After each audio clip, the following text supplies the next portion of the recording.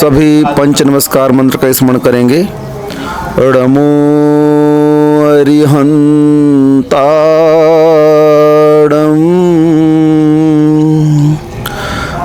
णमो सिद्धाणं, णमो आयर्याणं,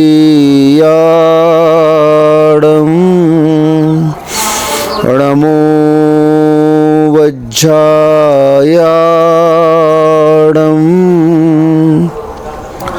णमो लोए सब साहूणं।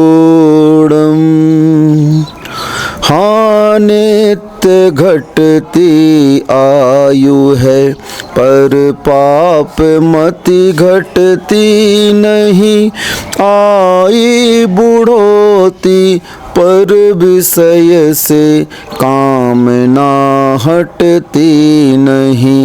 मैं यत्न करता हूँ दवा मैं धर्म मैं करता नहीं, दुर्मोह महिमा से ग्रसित हूँ नाथ बच सकता नहीं।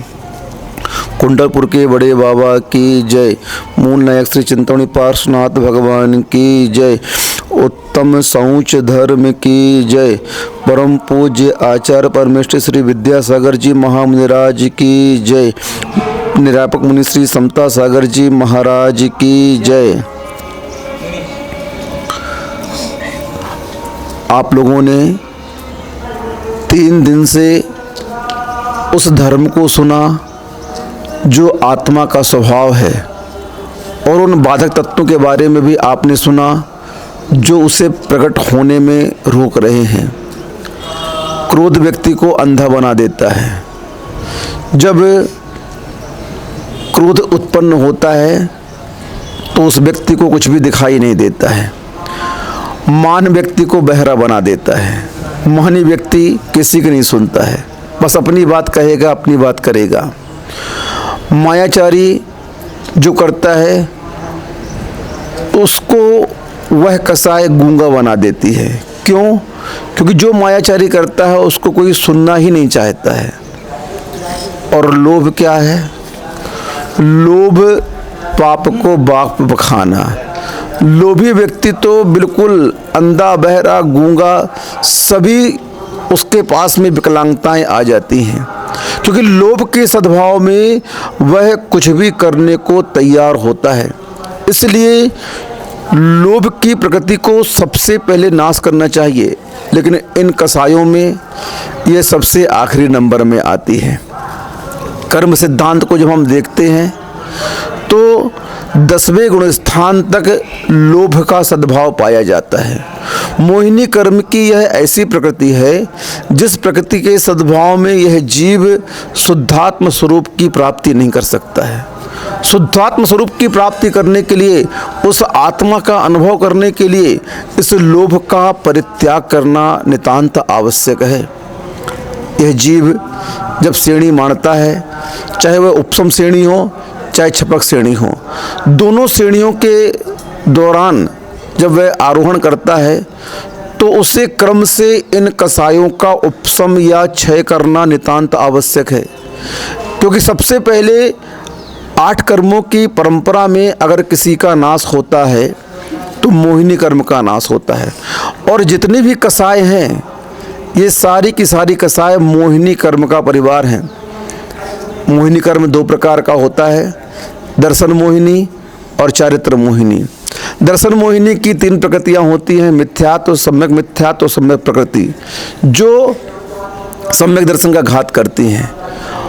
और चारित्र मोहिनी की 25 प्रकृतियां होती हैं, अनंतनुबंधी, अप्रत्याख्यान, प्रत्याख्यान, संजलन। इनकी क्रोध, मान, माया, लोभ, हास्य, रत्य, रति, शोक, भय, जुगुप्सा, स्त्री, पुण्य, नपुंसक, वेदा, ये 9 कसाय होती हैं। इस प्रकार से इस मोहिनी का परिवार 28 का होता है। कितने का होता है? 28 का। और इन 28 प्रकृति को नाश किए बिना या इसका उपशम किए बिना कोई भी आत्मा सीढ़ी पर आरूढ़ नहीं हो सकती है। उस आत्म स्वभाव के प्राप्त करने के पहले इस आत्मा को पुरुषार्थ पूर्वक क्या करना पड़ेगा? चला करके आपको अपने क्रोध पर नियंत्रण करना पड़ेगा, चला करके मान पर, चला करके माया पर, और चला करके लोभ पर। अब उस 10वें गुण स्थान का नाम ही आचार्यों ने सूक्ष्म सांप्राय रख दिया, यानी उस 10वें गुण स्थान तक सूक्ष्म लोभ रहता है। और जब तक वह सूक्ष्म लोभ भी है, इतना सा भी लोभ है अगर मन में, तो परिणाम क्या होगा? आप आगे गुण स्थान पर नहीं पहुंच पाओगे। आगे के उस गुण स्थान पर चाहे वह उपसम श्रेणी चढ़ने वाला हो और चाहे छपक श्रेणी चढ़ने वाला हो, दोनों साधकों के लिए इस लोभ को उपशम या क्षय करना आवश्यक है। इतना सा सूक्ष्म लोभ भी कितना खतरनाक है। जैसे अग्नि की इतनी सी कणिका भी पूरे ईंधन को भस्म करने की शक्ति रखती है, वैसे ही लोभ की इतनी कणिका भी पूरी साधना को नष्ट करने में क्या होती है? शक्तिशाली होती है, पूरी साधना को नष्ट करने में सक्षम होती है। इसलिए आप लोग यहाँ बात नहीं करेंगे, आप लोग कोई भी ध्यान से सुनो। इसलिए साधना के दौरान इस शौच धर्म को रखा गया है, क्योंकि चारों कसाय जब तक सत्ता पर हैं तो यह आत्म तत्व को प्रकट करने में सबसे बड़ी बाधक हैं। इन कसायों को जीते बिना कोई भी जितेंद्रिय नहीं बन सकता है। इसलिए शौच धर्म क्या है? पवित्रता का नाम शौच धर्म है। और इस पवित्रता को नाश कौन करता है? लोभ करता है। लोभ के प्रभाव में आकर के यह व्यक्ति संसार के सभी धर्म कर्म को छोड़ देता है, परिवार को छोड़ देता है, संबंधों को छोड़ देता है। आप स्वयं देखो अपने आप को, अपने जीवन को, किस प्रकार से यह व्यक्ति लोभ के प्रभाव में आकर के क्या क्या नहीं करता है। ये मुझे बोलने की आवश्यकता नहीं है, आप अपने जीवन में झांक करके स्वयं देखें, क्योंकि प्रत्येक व्यक्ति इस लोभ कसाय के अधीन होकर के नाना प्रकार के स्वांग करता है, नाना प्रकार के व्यापार करता है।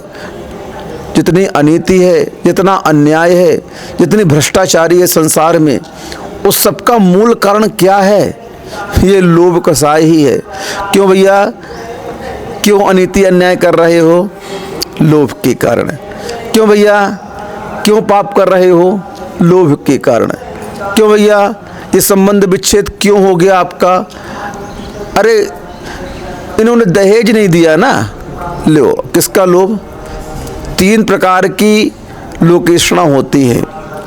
पहली वित्तेषणा, दूसरी पुत्रेषणा और तीसरी लोकेषणा। 3 प्रकार का लोभ होता है। कितने प्रकार का होता है लोभ? 3 प्रकार का। पहला लोभ व्यक्ति को धन संपदा का रहता है, और इस धन संपदा के प्राप्त करने के लिए वह धर्म को भी छोड़ देता है।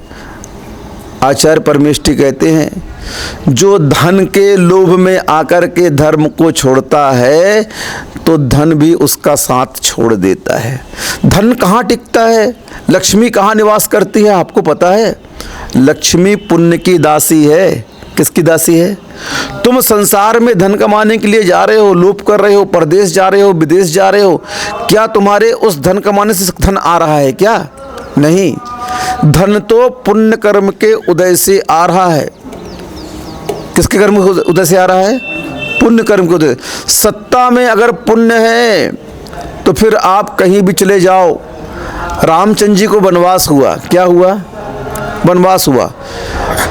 वन में वे विचरण करते थे वनवास के दौरान, लेकिन रामचंद्र जी का चारित्र जब पढ़ते हैं तो उनके चारित्र में कभी भी उन्हें हमने अभाव के रूप में कोई देखा ही नहीं। जंगल में भी गए तो जंगल में भी उनके लिए साम्राज्य मिला, राज्य मिले, दासी दास मिले, पत्नियां मिली, विवाह हुआ। मैं सोच के रह गया, देखो तो यह व्यक्ति कितना पुण्य का धनी है कि जंगल में भी जा रहा है तो इनके लिए संपदा मिल रही है। क्या मिल रही है? भाग्यवान है। भैया भाग्यवान व्यक्ति और दुर्भाग्यवान व्यक्ति की कथा सुनो तुम कैसी है कि भाग्यहीन व्यक्ति जेब में हीरे की पोटली लेकर के जा रहा है बेचने के लिए, और उस वन के मार्ग में एक पत्थर पड़ा है और उसे ठोकर लगती है। ठोकर लगते ही उसकी थैली झाड़ियों में गिर जाती है। अब बताओ क्या हो गया? कहाँ बेचारा विपत्ति को दूर करने के लिए अपनी संपत्ति को बेचने जा रहा है, लेकिन विपत्ति बोलती है तेरे पाप कर्म का इतना उदय है कि तेरी संपत्ति भी तेरे काम नहीं आएगी। अब क्या नहीं आएगी? तेरी संपत्ति भी अब तेरे को काम में आने वाली नहीं है। विपत्ति का इतना तीव्र कर्म जब अपनी सजा सुनाता है, कर्म जब दंड देता है, फिर उस समय ना डॉक्टर काम करता है, ना ज्योतिष काम करता है, ना धन संपदा काम करती है, ना परिवार के सदस्य काम करते हैं, यहाँ तक कि स्वयं की बुद्धि भी काम करना बंद कर देती है। उस समय अगर कोई काम करता है तो मात्र देव शास्त्र गुरु ही काम करते हैं। वो आपको मार्गदर्शन देते हैं, वो भी मात्र समझाते हैं।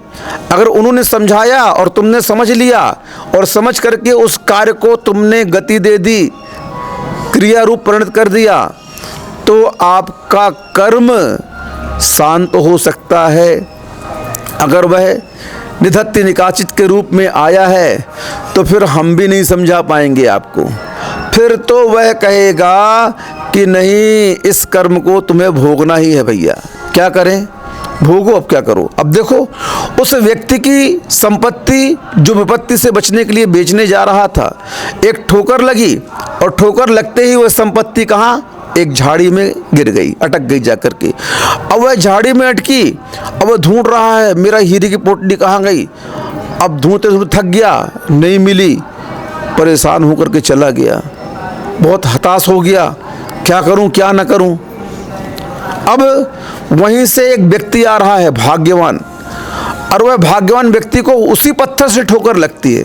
सुनो क्या कहा, समझने का प्रयत्न करो आप लोग। उसी पत्थर से उस भाग्यवान व्यक्ति को ठोकर लगती है और वह व्यक्ति उस झाड़ी में टकराता है और वह जो पोटली झाड़ी में अटकी हुई थी उसके सामने गिर जाती है। अब क्या हुआ? उस पोटली को खोल करके देखता है, ओहो, इसमें तो करोड़ों के हीरे रखे हुए हैं। अब उसे क्या पुरुषार्थ करना पड़ा बताओ। जिसे व्यक्ति के जीवन में विपत्ति आई, विपत्ति के समय उसने उस संपत्ति को बेचने का प्रयत्न किया, लेकिन वह संपत्ति भी उसके काम नहीं आई, और बेचारा जो पुण्यवान था, किसी कारणवश उसका पुण्य क्षीण था, कुछ समय के लिए उदय में नहीं आया था, इसलिए वह अभाव की जिंदगी जी रहा था। और जैसे पुण्य उदय में आया तो उसने उस संपदा को प्राप्त कर लिया, उस संपदा उसे जंगल में मिल गई। इसीलिए कहा जा रहा है भैया कि जिस धन के लिए तुम धर्म को छोड़ रहे हो ना, वो धन तुम्हारा सगा नहीं है। जिस परिवार के लिए तुम धर्म को छोड़ रहे हो ना, वो परिवार तुम्हारा सगा नहीं है। जिस व्यापार के लिए बच्चों, जिस व्यापार के लिए तुम धर्म को छोड़ रहे हो ना, वो व्यापार भी तुम्हारा सगा नहीं है। क्यों?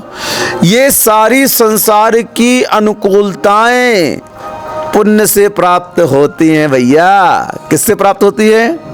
और पुण्य कहाँ से आता है? केवली परिणतम धम्मम शरणम पवज्जामि। केवली भगवान के द्वारा जो कहा गया धर्म है, उस धर्म की शरण में जाने से ही आत्मा पवित्र होती है, विशुद्धि परिणाम होते हैं, और उस विशुद्ध परिणाम से पुण्य का आश्रय और बंध होता है, और उस पुण्य के आश्रय और बंध से ही संसार की सारी सुविधाएं, संसार के सारे साधन, संसार के सारे भोग, संसार की सारी अनुकूलताएं प्राप्त होती हैं। और जैसे ही पुण्य समाप्त होता है तो रावण जैसे त्रिखंडी की लंका भी जल करके भस्म हो जाती है, राग हो जाती है। इसलिए भैया इस शौच धर्म के बारे में आप अच्छे से सुनिए। एक बार क्या हुआ, धर्म की और धन की चर्चा चल पड़ी आपस में। सुन रहे हो? किसकी चर्चा चल पड़ी? धन की और धर्म की आपस में चर्चा हुई।